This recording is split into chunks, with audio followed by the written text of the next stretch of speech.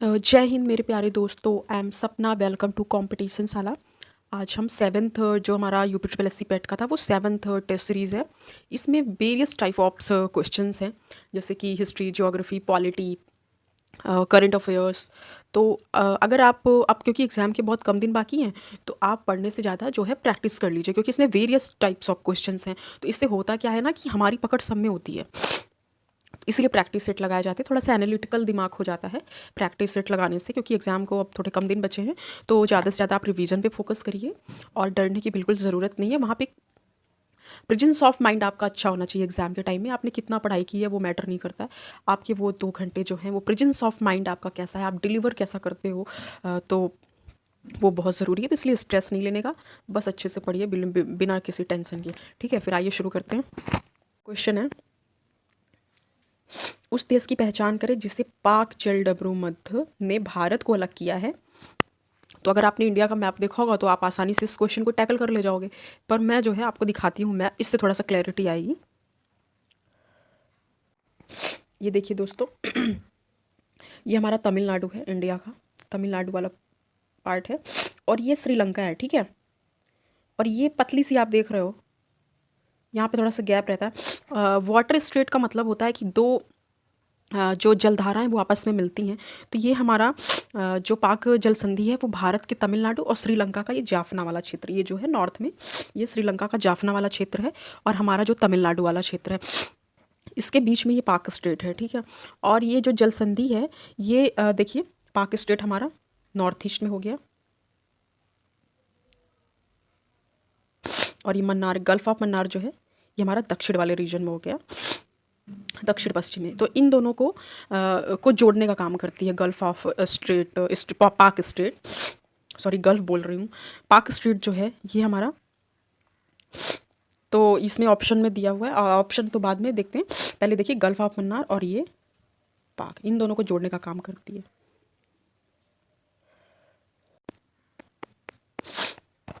तो ये श्रीलंका हो जाएगा।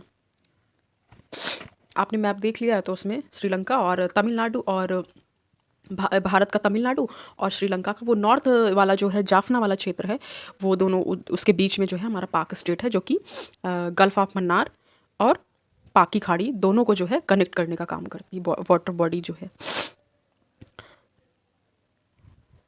आइए नेक्स्ट देखते हैं। जैसे और भी क्वेश्चंस बनते हैं कि जिब्राल्टर जल संधि हो गई, जल संधियाँ तो कई हैं, जैसे जिब्राल्टर जल संधि हो गई, और स्वेज नहर हो गई, स्वेज कनाल हो गई, वो किसको जोड़ती है, तो इसको भी मैप के माध्यम से समझा देती हूँ एक बार ही। जितना ज़्यादा आपको थोड़ा सा क्लैरिटी रहेगी ना, उतना अच्छा आप क्वेश्चंस को एलिमिनेशन के बेसिस पे आप क्वेश्चंस को टैकल कर ले जाओगे। देखिए जैसे ना, ये हमारा रेड सी है, ठीक, ये हमारा मेडिटेरेनियन सी है, और ये हमारा है स्वेज कैनाल। तो स्वेज कनाल जो है दो वाटर बॉडी को कनेक्ट कर रही है। यहाँ पे हमारा मेडिटेरेनियन भूमध्य सागर हो गया, ये हमारा लाल सागर हो गया, रेड सागर मेडिटेरेनियन सी को कनेक्ट करने का काम कर रही है ये रेड सी। स्वेज कनाल, सॉरी स्वेज कनाल जो है, ये देखिए हमारी स्वेज कनाल, ये पतली सी ये जगह है, ये यहाँ पे थोड़ा सा नैरो है ये पास जो है। तो ये हमारा भूमध्य सागर हो गया, और ये हमारा रेड सी हो गया। लाल सागर और भूमध्य सागर को जोड़ने का काम करती है। और देखिए जो हमारा रेड सी है ये अफ्रीका और एशिया दोनों को अलग कर रही है। अफ्रीका और एशिया के बीच में हमारी लाल सागर है। ये देखिए, ये हमारा स्पेन है, ये हमारा मोरक्को है, यहीं से बीच में जो है ये जिब्राल्टर जल संधि है, जो कि ये देखिए भूमध्य सागर हो गया, और ये नॉर्थ अटलांटिक सी, अटलांटिक महासागर और भूमध्य सागर को जोड़ने का काम करती है हमारी जिब्राल्टर जल संधि। जिसमें क्या है ना, जो जल संधियाँ होती हैं, मैंने प्रीवियस टेस्ट सीरीज जो मैंने लगवाई हैं उसमें मैंने इसको अच्छे से बताया है, फिर भी जो बच्चे नए जुड़े हैं उनके लिए है कि जो वाटर बॉडी होती है वो दो लैंड को सेपरेट करती है, दो वाटर बॉडी जो है कनेक्ट होती हैं।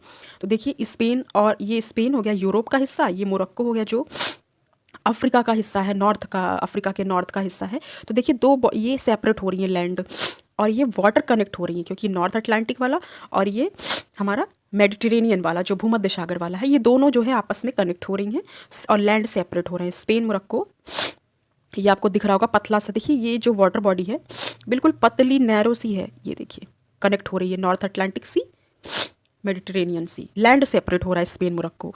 यूरोप महाद्वीप और अफ्रीका महाद्वीप देखिए दोनों सेपरेट हो रहे हैं। आइए नेक्स्ट क्वेश्चन देखते हैं। भारत में पेंटिंग के संदर्भ में निम्न में कौन सा युग्म सुमेलित नहीं है, जो करेक्ट आंसर नहीं है। तो जो गुलेर पेंटिंग का संबंध जो है हिमाचल प्रदेश से है, ठीक, लेकिन इसमें कर्नाटक दिया है, तो गुलेर हमारा हिमाचल प्रदेश से। बाकी जो फर्ड पेंटिंग है Rajasthan, Saura painting Orissa, Bagh painting Madhya Pradesh, Bagh painting Madhya Pradesh, Saura painting Orissa, Phad painting Rajasthan, Guler painting Karnataka. Question देखते हैं। निम्न में कौन सा पारिस्थितिक तंत्र एक जैविक घटक है, मतलब बायोटिक, ठीक, बायोटिक और नॉन बायोटिक। तो ये जो हमारा घास है ये हमारा बायोटिक में आ गया, बायोटिक घटक है, जैविक घटक है। बाकी वर्षा, हवा, खनिज ये सब नॉन बायोटिक है। तो जितने जल, वायु, भूमि, मिट्टी, मिनरल्स ये सारे जो होते हैं नॉन बायोटिक होते हैं। तो इसका राइट ऑप्शन हो जाएगा ए, सॉरी सी, घास हमारा जैविक घटक में आता है। विश्व प्राकृतिक संरक्षण दिवस कब मनाया जाता है, तो प्रत्येक 28 जुलाई को विश्व प्राकृतिक, वर्ल्ड नेचर कंजर्वेशन डे जो है हमारा 28 जुलाई को मनाया जाता है, ठीक है। आइए नेक्स्ट क्वेश्चन देखते हैं। विवेकानंद रॉक मेमोरियल भारत के किस राज्य में स्थित है, तो ये हमारा तमिलनाडु में है। वहाँ पे देखे होंगे कन्याकुमारी के पास वहाँ पे विवेकानंद की एक 500 मीटर मतलब भूमि तट से जो है लैंड से लगभग 500 मीटर अंदर समुद्र में स्थित ये जो इनकी विवेकानंद रॉक मेमोरियल बना हुआ है। नेक्स्ट क्वेश्चन देखते हैं। दरिंगबाड़ी हिल स्टेशन भारत के किस राज्य में स्थित है, तो जो दरिंगबाड़ी हिल स्टेशन है वो भारत के उड़ीसा में स्थित है। इसको उड़ीसा का कश्मीर भी बोलते हैं, क्योंकि ये हिल स्टेशन है और ये लगभग 3000 फीट की ऊंचाई में ये स्थित है, इसीलिए इसको उड़ीसा का कश्मीर बोलते हैं, Daringbadi hill station.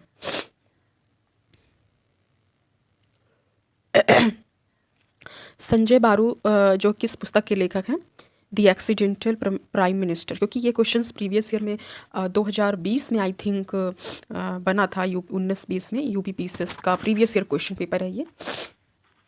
The accidental prime minister जो है, जो कि मनमोहन सिंह जी पे लिखी गई है, उनकी लाइफ पे बेस है।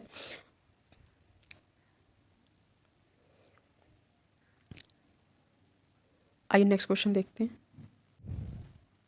भारत में कौन सा एक राज्य है जहाँ कॉमन सिविल कोड लागू है, तो ये गोवा ऐसा राज्य है जहाँ पे कॉमन मतलब कॉमन यूनिफॉर्म सिविल कोड जो है लागू है। यहाँ पे मतलब कि जो कॉमन सिविल कोड है वो पुर्तगीज़ जब यहाँ पे थे 19th सेंचुरी में, तो उन्होंने ही ये लागू किया था, अंग्रेज़ों ने लागू किया था, और वो तब से अभी तक चला रहा है। क्योंकि कॉमन सिविल कोड जो है अभी किसी भी राज्य में मतलब ओनली एक ऐसा स्टेट है जहाँ पे कॉमन सिविल कोड लागू है। कॉमन सिविल कोड का वर्णन किस DPSP में है ना, आर्टिकल 44 में। कॉमन सिविल कोड मतलब यही हुआ कि नागरिक सब लोग जो एक बराबर है, तो उनको जो सज़ा दी जाए वो एक ही कानून से, क्योंकि धर्म के आधार पर कानून मतलब धर्म के आधार पर बटा हुआ है। जैसे इस्लाम में हिंदुओं का अलग है, जैसे गोद लेना, तलाक, विवाह, ये इसकी अपनी अपनी अलग अलग इसमें इनके लॉज हैं। इसीलिए गवर्नमेंट बोल रही है कि कॉमन सिविल कोड लाने को, क्योंकि एक किसी कोई अगर अपराध करता है, किसी भी तरीके का, तलाक है, विवाह है, ऐसे जो मुद्दे हैं जो नागरिक, जैसे होता है ना, दो प्रकार के कानून होते हैं, एक सामाजिक कानून और एक नागरिक कानून। तो सामाजिक कानून में हमारा आ जाता है जैसे कि अपराध, मर्डर, इस टाइप के, जैसे फौजदारी कानून जो होते हैं वो आपके सामाजिक कानून में आते हैं। नागरिक कानून में क्या है कि हिंदुओं के अपने और इस्लाम के अपने धर्म के आधार पर बटे हुए हैं, तो इसीलिए गवर्नमेंट कॉमन सिविल कोड की बात कर रही है। तो गोवा मात्र एक ऐसा राज्य जहाँ पे कॉमन सिविल कोड लागू है प्रेजेंट टाइम में भी। आइए नेक्स्ट क्वेश्चन देखते हैं। नेक्स्ट क्वेश्चन है, हरित क्रांति के जनक नॉर्मन बोरलॉग किस देश के थे, तो ये जो हमारे नॉर्मन बोरलॉग थे, ये इनको हरित क्रांति का जो है ग्रीन रेवोल्यूशन थी उसके जो फाउंडर माने जाते हैं। और ये जो है क्या कहते हैं, USA के थे, अमेरिका के। और इन्होंने ना इनको मतलब हरित क्रांति के जनक थे और नोबेल पुरस्कार विनर मतलब इनको मिला हुआ था। तो नॉर्मली ये संयुक्त राज्य अमेरिका USA से बिलोंग करते थे। एक क्वेश्चन बना था कि इनको जो नोबेल प्राइज़ मिला था, क्योंकि इन सबको पता है कि हरित क्रांति के जनक थे, तो एग्जामिनर जो है आपके दिमाग से खेलने के लिए वो क्वेश्चन ऑप्शन दे देगा कि इनको शांति के लिए मिला था, कृषि के लिए, तो हमें पता है एग्रीकल्चर में इन्होंने बहुत बड़ा काम किया, इनकी बहुत बड़ी अचीवमेंट थी, तो हम लोग जनरली करते क्या है कि कृषि लगा देते हैं, पर इनको शांति के लिए नोबेल प्राइज़ मिला था। ठीक है, याद रखिएगा इस बात को, आगे कभी ना कभी काम आएगा।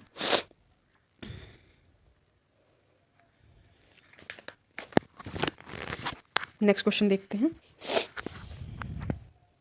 निम्न में कौन सा तृतीय क्रियाकलाप है? टर्शरी सेक्टर की जो बात होती है, तो जो हमारी मेनली जो अर्थव्यवस्था है वो 3 क्षेत्रों में विभाजित होती है, एक प्राइमरी, एक सेकेंडरी, एक टर्शरी। प्राथमिक हो गई, एक द्वितीयक हो गई, एक तृतीयक हो गई। तो जो प्राथमिक क्षेत्र के अंतर्गत जो है हमारी कृषि, वानिकी, फसलें, मतलब पशुपालन, ये सब जो कृषि, पशुपालन, वानिकी, ये सारी चीज़ें प्राथमिक में आती हैं। फिर उसके बाद जो है हमारी द्वितीय क्षेत्र में विनिर्माण, विद्युत, गैस, जल आपूर्ति, और तृतीय क्षेत्र में सेवा क्षेत्र जो हमारा सर्विस सेक्टर होता है, जिसमें कि भंडारण, यातायात, रेस्टोरेंट, होटल, रेलवे, दूरसंचार, परिवहन, भंडारण। देखिए फर्स्ट में क्या होगा ना कि जैसे मान लीजिए जिनको अभी नहीं पता है उनको बता दे रही हूँ। प्राथमिक सेक्टर में जैसे हमारा हो गया कृषि, पशुपालन, ये बेसिक चीज़ें हैं, इंसान जैसे करता है अपना पशुपालन किया, कृषि किया। फिर जब सेकंड जो हमारा सेकेंडरी जो आ जाता है, उसमें क्या होता है, जैसे मान लीजिए हमने कृषि की, ठीक है, मान लीजिए हमने गेहूँ उगाया, तो ये हमारा प्राथमिक में आ गया। पर सेकेंडरी उससे थोड़ा सा अपडेटेड वर्जन, एक तरीके से समझ लीजिए, हमने उस गेहूँ का बिस्किट बना लिया, तो वो हमारा सेकेंडरी में आ गया, ठीक है। और टर्शरी में क्या हो गया, हम उसका जो है हम इसको एक्सपोर्ट कर रहे हैं अदर कंट्री में, तो ये हमारा व्यापार में आ गया, वो हमारा एक तरीके से सर्विस सेक्टर हो गया, ठीक है। तो इसी तरीके से आप बेसिक एक छोटा सा एग्जाम्पल है ये, तो इससे थोड़ा समझ आ जाएगा। आइए नेक्स्ट क्वेश्चन देखते हैं, गुल्लक बच्चा बैंक कहाँ है? तो पटना, मतलब बिहार में पटना में ये गुल्लक बच्चा बैंक है। इसके बारे में बहुत नहीं बात करते हैं, इतना इम्पोर्टेंट नहीं, बस हाँ ये जान लीजिए कि पटना में है। मेन क्या है कि बच्चों की शिक्षा के लिए जो है, जो बच्चे बचत करते हैं वो बच्चों की शिक्षा में काम आ जाती है। आइए नेक्स्ट क्वेश्चन देखते हैं। नेक्स्ट क्वेश्चन देखते हैं, भारत में हाल में ही हुए कर सुधार जिस कमेटी की सिफारिश पर आधारित थे उसके अध्यक्ष थे, तो ये जो हमारे आरजे चलैया समिति गठित हुई थी, तो ये जो हमारी टैक्स हैं, डायरेक्ट टैक्स, इनडायरेक्ट टैक्स, तो उनको उनमें मतलब सुधार करने के लिए ये जो है समिति की गठन किया गया था, आरजे चिलैया कमेटी, जो कि प्रत्यक्ष और अप्रत्यक्ष करों में सुधार से संबंधित, उसमें करेक्शन, जो उसमें थोड़ी खामियां थी उनको इम्प्रूव करने के लिए ये वाली जो है आरजे चिलैया समिति का गठन हुआ था। आइए नेक्स्ट क्वेश्चन देखते हैं, प्रति बूंद अधिक फसल, पर ड्रॉप मोर क्रॉप, किस योजना का लक्ष्य था? तो पर ड्रॉप मोर क्रॉप भारत सरकार द्वारा 2015 में एक अप्रूव्ड जो है प्रधानमंत्री कृषि सिंचाई योजना PMKSY जो है उसका लक्ष्य था। तो ये देखिए प्रधानमंत्री कृषि सिंचाई योजना के अंतर्गत ये जो है मतलब कि ये वाली योजना आई थी। इसमें क्या था कि जल का विकास, जैसे कि उसका भंडारण, उसका संरक्षण करने के लिए इस योजना के अंतर्गत जैसे नए जल स्रोतों का निर्माण, पुरानी जो जैसे नहरें हैं, तालाब हैं, उनको अच्छे से रिकंस्ट्रक्ट करवाना, भूजल विकास और तालाबों की क्षमता बढ़ानी, इफिशियंसी उनको बढ़ाने के लिए सब चीज़ें की गई थी। इसमें क्या है कि जल का कम प्रयोग हो और सारी फसलों को ज़्यादा से ज़्यादा उनकी कवरेज हो। जैसे ड्रिप सिंचाई होती है, जैसे इजराइल की देखिए, वहाँ पे कोई आपको वो नहीं दिखेगा सी उनके, क्योंकि वो जो इजराइल और वहाँ पे देखिए खारा पानी है, लेकिन उसको कैसे उन्होंने उसको अच्छे से यूटिलाइज़ कर लिया है। पानी की इतनी ज़्यादा वहाँ पे किल्लत है, लेकिन वो लोग अपनी अच्छी सी टेक्नोलॉजी के दम पे उन्होंने कितना बढ़िया अपने आप को डेवलप किया है। वैसे ही पानी की कम मात्रा और ज़्यादा से ज़्यादा कवरेज देना क्रॉप्स को। आइए नेक्स्ट क्वेश्चन देखते हैं, किसी आँख, कान, नाक, गले का निरीक्षण करने के लिए कौन से दर्पण का प्रयोग किया जाता है?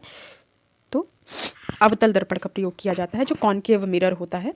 जैसे डॉक्टर नहीं रखते आँख, कान, गला की जो जांच करने के लिए, वो अवतल दर्पण का प्रयोग करते हैं। कॉनकेव लेंस होती है, कॉनकेव मिरर होता है, इसका प्रयोग करते हैं। जो कॉनकेव जो मिरर होता है उसमें क्या होता है, वस्तु के मतलब कि जैसे चीज़ों को बहुत मतलब बारीकी से देख सके। जैसे अब दांत है तो कॉनकेव लेंस के थ्रू जो है वो अच्छे से देख पाएंगे कि क्या दिक्कत है वहाँ पे, आँख में, कान में, गले में, तो कॉनकेव लेंस होता है वो। इसी की वजह से अब छोटी छोटी चीज़ें, इंटरनल पार्ट्स हैं, तो वो कॉनकेव मिरर के थ्रू ही देख पाएंगे, तो हमारे यहाँ अवतल हो जाएगा। आइए नेक्स्ट क्वेश्चन देखते हैं, घरों में खाना पकाने के लिए LPG में किसका मिश्रण होता है? तो ब्यूटेन और प्रोपेन का होता है। तो जो हम घर में जो सिलेंडर यूज़ करते हैं पकाने के लिए, जो एलपीजी गैस होती है, लिक्विड पेट्रोलियम गैस, उसमें क्या होता है, प्रोपेन और ब्यूटेन का मिक्स्ड होता है। और क्या कहते हैं, एलपी, और उसमें जैसे एलपीजी, जैसे हमारी गैस जैसे निकलती है, लीक होती है ना, तो उसमें एक स्मेल आती है, तो वो होता है एथिल मरकैप्टन, जो उसमें गैस होती है उसके निकलने से जो है, एथिल मरकैप्टन की वजह से उसमें हमें देखिए स्मेल आती है। तो एलपीजी में मेनली जो है हमारा प्रोपेन और ब्यूटेन का मिक्स्ड होता है, और उसमें जो जो स्मेल आती है, जैसे क्वेश्चन पूछे गए हैं, तो वो एथिल मरकैप्टन की वजह से वो स्मेल आती है। ठीक, भारत के संविधान के निम्न अनुच्छेदों में कौन सा अनुच्छेद धार्मिक स्वतंत्रता के अधिकार की गारंटी देता है? तो ये हमारा अनुच्छेद 25 से 28 जो है धार्मिक स्वतंत्रता के अधिकारों की बात करता है। आइए नेक्स्ट क्वेश्चन देखते हैं, जल्दी जल्दी क्विक रिवीजन करते हैं। संविधान सभा ने भारत के संविधान को कब अंगीकृत किया था? तो संविधान सभा ने भारत के संविधान को 26 नवंबर 1949 को अंगीकृत, जैसे प्रियम्बल है, उद्देशिका जब आप पढ़ेंगे तो हम जो है इस तिथि को 26 नवंबर 1949 को अपने संविधान को अंगीकृत, आत्मार्पित, अधिनियमित, आत्मार्पित करते हैं। इसमें करके आता है ना 26 नवंबर 1949 को। आइए नेक्स्ट क्वेश्चन, तो 26 नवंबर 1949 को हमने संविधान को अंगीकृत किया था। आइए नेक्स्ट क्वेश्चन देखते हैं, पॉपुलर चैम्बर किसे कहा जाता है? तो जो लोकसभा है उसको पॉपुलर चैम्बर कहा जाता है, जिसमें वयस्क मताधिकार के आधार पर प्रत्यक्ष निर्वाचन द्वारा चुने गए प्रतिनिधि ही लोकसभा के सदस्य होते हैं।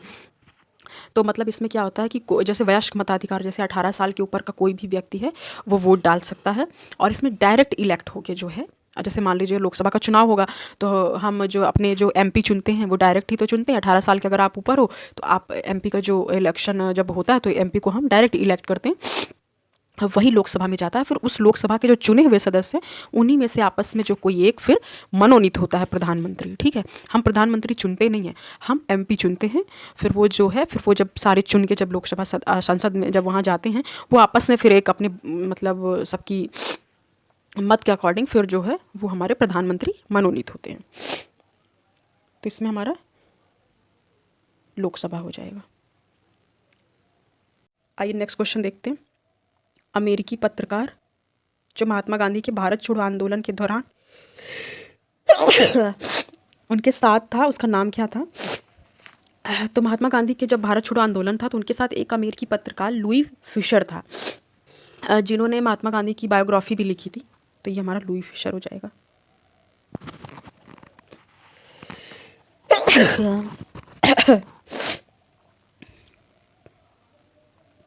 एक वर्ष में स्वराज का नारा गांधी जी ने कब दिया था? तो जब असहयोग आंदोलन, नॉन कॉपरेशन मूवमेंट चल रहा था 1 अगस्त 1920 को। सॉरी दोस्तों, इतना ज़्यादा कोल्ड हुआ है ना, मतलब डेली ही रहता है। आइए देखते हैं, नॉन कॉपरेशन मूवमेंट जो था 1 अगस्त 1920, 1 अगस्त 1920 को जब असहयोग आंदोलन की जब शुरुआत गांधी जी ने की थी, तो उस टाइम उन्होंने बोला था 1 वर्ष के भीतर स्वराज प्राप्त कर लेंगे।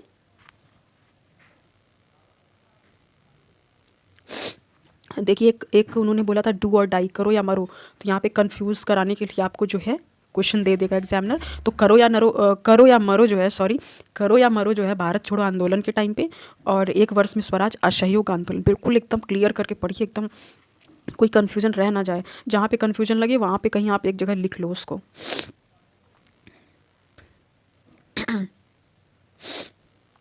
भारत ट्रेड यूनियन कांग्रेस के पहले अध्यक्ष कौन थे? तो जो भारत में जो हमारी अखिल भारतीय ट्रेड यूनियन कांग्रेस थी उसकी स्थापना तो एनएम जोशी ने की थी। तो इसमें एनएम जोशी है, हाँ इसमें एनएम जोशी थे। फिर इसकी स्थापना जो है उसके बाद जो है इसके अध्यक्ष पूछा है, इसमें स्थापना नहीं, अध्यक्ष। तो लाला लाजपत राय जो थे इसकी भारत ट्रेड यूनियन कांग्रेस के अध्यक्ष थे। और भारत में ट्रेड यूनियन कांग्रेस की स्थापना अगर स्थापना की बात होगी तो एनएम जोशी ने की थी, अगर अध्यक्ष की बात होगी तो हमारे लाला लाजपत राय हो जाएंगे, और उपाध्यक्ष की बात होगी तो जोसेफ बैप्टिस्टा हो जाएंगे, महामंत्री की बात होगी तो चमन लाल जो बजाज थे वो हो जाएंगे। फिर उसके बाद 1929 में नागपुर में जो है इसमें विभाजन हो गया था। फिर उसके बाद जवाहरलाल नेहरू अध्यक्ष बने थे। इतना डीप में नहीं जाना, इतना तो फिर पीसीएस लेवल, यूपीएससी लेवल में पूछता है, पर हाँ एक बार पढ़ लेंगे तो अच्छा रहेगा। हमेशा बड़े के लिए सोचना चाहिए। तो भारत ट्रेड यूनियन कांग्रेस के पहले अध्यक्ष कौन थे? तो लाला लाजपत राय। स्थापना की बात करेगा तो एनएम जोशी। और इसकी जो है भारत ट्रेड यूनियन कांग्रेस की स्थापना कब हुई थी? तो हमारी 1920 में हुई थी। आइए नेक्स्ट क्वेश्चन देखते हैं। वायसराय की कार्यकारिणी परिषद में सम्मिलित होने वाले प्रथम भारतीय कौन थे? तो इसमें जो है सत्येंद्र प्रसाद सिन्हा जो थे वो वायसराय की कार्यकारिणी परिषद में सम्मिलित होने वाले पहले भारतीय थे।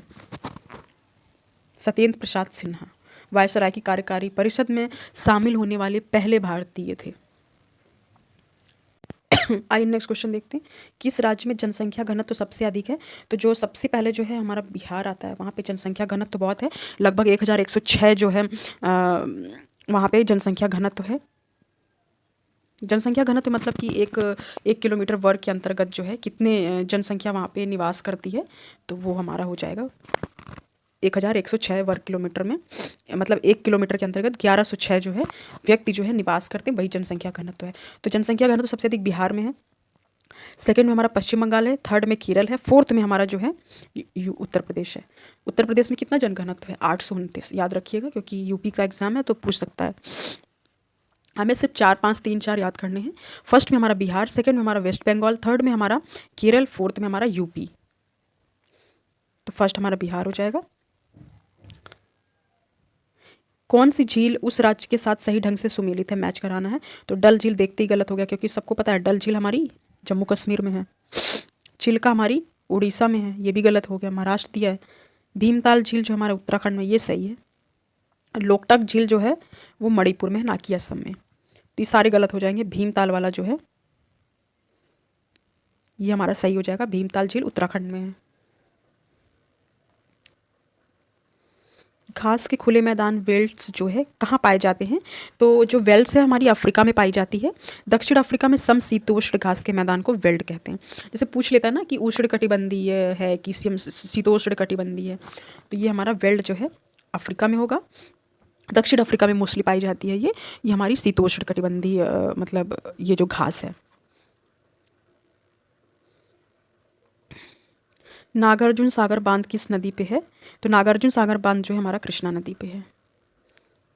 ये भी बहुत इंपॉर्टेंट है। नागार्जुन सागर बांध जो है हमारा कृष्णा नदी पर है। नागार्जुन सागर बांध कृष्णा नदी पे है। ठीक, नेक्स्ट क्वेश्चन देखते हैं। ये करंट के क्वेश्चन है। मई 2023 में किस देश को पुनः अरब लीग में शामिल कर लिया गया है?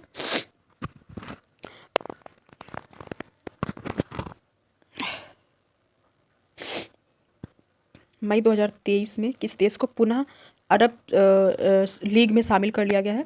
तो जो हमारा सीरिया है उसको लगभग पहले सीरिया था, उसके बाद सीरिया 12 वर्ष बाद जो है पुनः अरब लीग में शामिल हो गया है। तो अरब लीग में अब कितने टोटल कंट्रीज हैं? 22 देश हैं अब। तो हमारा राइट ऑप्शन हो जाएगा सीरिया। पुनः अरब लीग में शामिल कौन सा कंट्री हुआ है? सीरिया शामिल हुआ है। अब अरब लीग में टोटल 22 सदस्य हैं।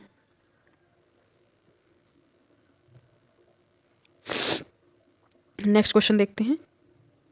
टेनिस की ग्रैंड स्लैम प्रतियोगिता जो है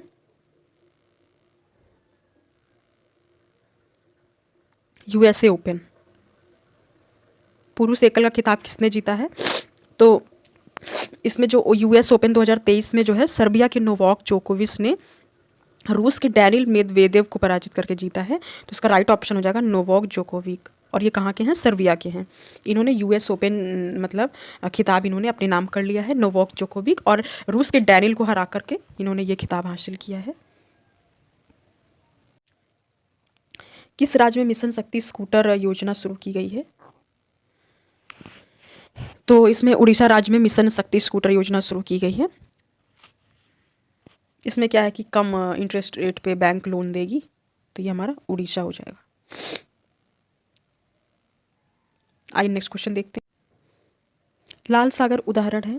तो लाल सागर जो है अक्षीगर्त का, ये क्वेश्चन जो है यूपीपीसीएस में पूछा गया था। इसमें क्या अक्षीगर्त, जैसे कि ना जो हमारा अफ्रीका वाला, जो अफ्रीका और हमारा एशिया, ये दोनों जब पहले सेपरेट दोनों एक दूसरे में मतलब कनेक्टेड थे। उसके बाद जब ये वाली जब प्लेटों का जब उसको बोलते हैं ना कन्वर्जिंग और डाइवर्जिंग। तो जब दोनों अलग हुई तो उस जगह पे जो है एक गर्त बन गया, वहीं पे हमारा जो है रेड सी है। तो ये अक्षीय गर्त, लाल सागर उदाहरण है अक्षीय गर्त का। आइए आइए देश और मुद्रा की बात की गई है तो देखते हैं। अजरबैजान की जो मनात है मुद्रा, ब्राज़ील की रियल है, नाइजीरिया की नायरा है, देखिए इसमें थोड़ा सा मैच भी कर रहा है नाम से। इथियोपिया हमारी बर है। अजरबैजान की मुद्रा जो है मनात है, ब्राज़ील की रियल है, नाइजीरिया की नायरा है, इथियोपिया की हमारी बर है। एक बार और इसको अच्छे से देख लीजिएगा तो याद हो जाएगा। एक दो भी अगर याद है तो आप अच्छे से मतलब क्वेश्चंस वहाँ पे एलिमिनेट कर ले जाओगे। इसमें यूटी और राजधानी उसकी कैपिटल है, आप सबको तो याद होगी पर एक बार देख लीजिए। लद्दाख की हो गई लेह, अंडमान निकोबार पोर्ट ब्लेयर, दिल्ली नई दिल्ली, दादर नागर और दमन द्वीप दमन हो गई, क्योंकि अभी जो दादर और नागर हवेली और दमन द्वीप थे इन दोनों को मर्ज कर दिया गया है। अब एक यूटी अब एक में हो गई हैं दोनों, तो इसकी जो कैपिटल है वो दमन हो गई। नेक्स्ट क्वेश्चन है, गुर्दी की पत्थरी जो किडनी में हमारी जो पत्थरी होती है वो कैसे बनती है? तो कैल्शियम ऑक्सलेट के कारण होती है। जो हमारे उसमें यूरिन में जो है क्रिस्टल जो बनते हैं वो किसकी वजह से बनते हैं? वो कैल्शियम ऑक्सलेट और यूरिक एसिड के बढ़ने से जो है किडनी में जो स्टोन बन जाता है। तो वो इसीलिए कहते गुर्दे की जो पत्थरी है किडनी की में जो स्टोन होती है वो कैल्शियम ऑक्सलेट और यूरिक एसिड बढ़ने की वजह से वो स्टोन बनता है। तो उसका राइट ऑप्शन हो जाएगा कैल्शियम ऑक्सलेट।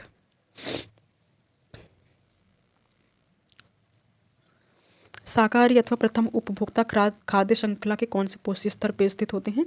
तो इसमें जो एक जैसे कि फूड चेन होती है, फूड उसमें क्या है कि सबसे पहले हमारा उत्पादक आता है, उसके बाद उपभोक्ता आता है, उसके बाद अपघटक होता है। और इसमें क्या है कि जैसे हरे पेड़ पौधे हैं वो हमारे लिए भोजन बनाते हैं, तो ये जो पोषण स्तर पे पहले नंबर पे आते हैं ये शाकाहारी होते हैं। और उसके बाद जो है उपभोक्ता जो कंज्यूमर होते हैं जैसे हम लोग हैं, फिर उसका फूड के माध्यम से उसका उपभोग कर लेते हैं, तो वो द्वितीयक पोषण में स्थित होते हैं। इसमें पूछा है शाकाहारी और प्रथम उपभोक्ता खाद्य श्रृंखला के कौन से पोषी स्तर पे होते हैं? तो वो द्वितीयक होते हैं। कि प्रथम में तो हमारे जो पेड़ पौधे होते हैं वो, और सेकंड में जो शाकाहारी हैं, जो शाकाहारी जंतु होते हैं वो, लेकिन जो जो मांस भी खाते हैं वो तीसरे में स्थित हो जाएंगे। तो सेकंड वाला जो हमारा ये हो जाएगा। नेक्स्ट क्वेश्चन है, अग्निशमन के लिए हम किसका प्रयोग करते हैं? जैसे मान लीजिए कहीं पे आग लग जाती है तो उसको बुझाने का काम हमारा CO2 करती है। कार्बन डाइऑक्साइड जो है उसको आग बुझाने का काम करती है। तो क्योंकि ये जो जैसे देखिए गैस जैसे कोई भी फ्लेम है, गैस है वो जल रही है, वो किसके कारण? O2 की वजह से, ऑक्सीजन की वजह से। तो वो ऑक्सीजन गैस को विस्थापित कर देती है, इस वजह से CO2 जो है आग बुझाने के काम में आता है। और जब ऑक्सीजन को विस्थापित कर देगी, ऑक्सीजन रहेगी नहीं तो आग बुझ जाएगी। तो इसलिए अग्निशमन के लिए हम CO2, इसमें ऑप्शन मिसप्रिंट है, तो CO2 कार्बन डाइऑक्साइड गैस जो है आग बुझाने के लिए काम आती है। आइए नेक्स्ट क्वेश्चन देखते हैं। भारत, इसमें क्या है, सूची और सूची 2 को मिलाना है। क्रिप्स मिशन हमारा 1940 में आया था, 42 में आया था। भारत शासन अधिनियम 1935, अगस्त प्रस्ताव 1940, वेवल योजना 1945। तो भारत शासन अधिनियम 1935, क्रिप्स मिशन 1942, अगस्त प्रस्ताव जो हमारा 1940 में आया था, जिसको अगस्त क्रांति भी कहते हैं। अगस्त क्रांति तो भारत छोड़ो आंदोलन को कहते हैं। वेवल योजना हमारी 1945 में आई थी। नेक्स्ट क्वेश्चन है, भारत में दूसरे जो है सबसे लंबे समय तक मुख्यमंत्री पद पर रहने का रिकॉर्ड किसने बनाया था? तो जो उड़ीसा के मुख्यमंत्री नवीन पटनायक ने देश में दूसरे सबसे लंबे टाइम तक मुख्यमंत्री पद पर बने रहने का रिकॉर्ड बनाया था। और इसके पहले क्या था कि जो सेकंड नंबर पे जो है वो थी ज्योति बसु, जो वेस्ट बंगाल के CM थे ज्योति बसु, उनको पीछे छोड़ दिया है। और लगभग नवीन जो पटनायक है वो लगभग 23 वर्ष को समथिंग कुछ दिन जो है उन्होंने उड़ीसा के मुख्यमंत्री पद पर बने रहने का रिकॉर्ड कायम किया है। और फर्स्ट नंबर पे कौन है? भारत के सबसे लंबे समय तक मुख्यमंत्री रहने का रिकॉर्ड जो है वो सिक्किम के जो CM है पवन कुमार चामलिंग, वो काफ़ी लंबे टाइम से सिक्किम के जो CM है पवन कुमार चामलिंग, वो काफ़ी लंबे टाइम से बने हुए हैं। तो सेकंड नंबर पे इसमें पूछा है तो नवीन पटनायक, जो कि ज्योति बसु सेकंड नंबर पे थे, उनको पीछे छोड़ के नवीन पटनायक सेकंड नंबर पे हो गए। फर्स्ट पे जो सिक्किम के हैं वो पवन कुमार चामलिंग। आइए नेक्स्ट क्वेश्चन देखते हैं। 2023 में ट्रांसजेंडरों के लिए समर्पित भारत के पहले ट्रांसजेंडर आउट पेशेंट विभाग OPD की शुरुआत किस अस्पताल में की गई है? तो जो ट्रांसजेंडरों के लिए एक भारत के पहले ट्रांसजेंडर आउट जो पेशेंट विभाग है उसकी शुरुआत जो है दिल्ली के राम मनोहर लोहिया अस्पताल में की गई है। तो इसका राइट ऑप्शन हो जाएगा दिल्ली का राम मनोहर लोहिया।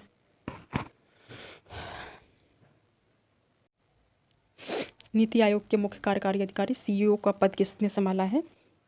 तो वीवीआर सुब्रमण्यम जो है सीईओ का पद संभाले हैं।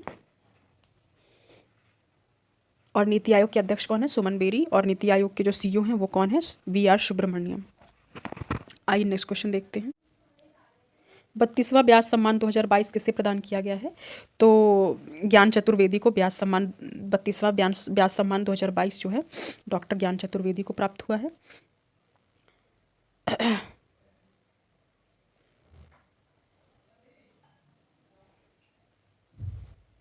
आइए नेक्स्ट क्वेश्चन देखते हैं।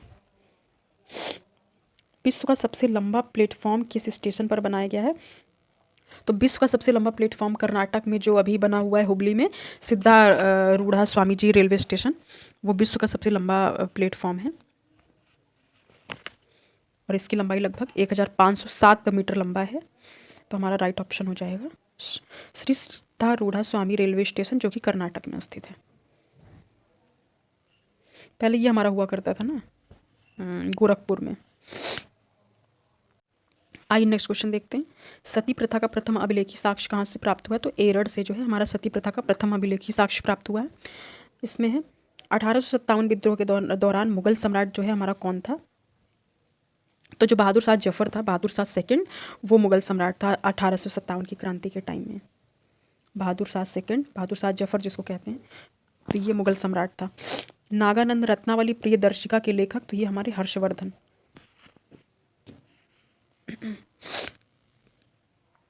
हर्षवर्धन जो है इन्होंने संस्कृत में 3 नाटक लिखे थे, प्रियदर्शिका, रत्नावली और नागानंद।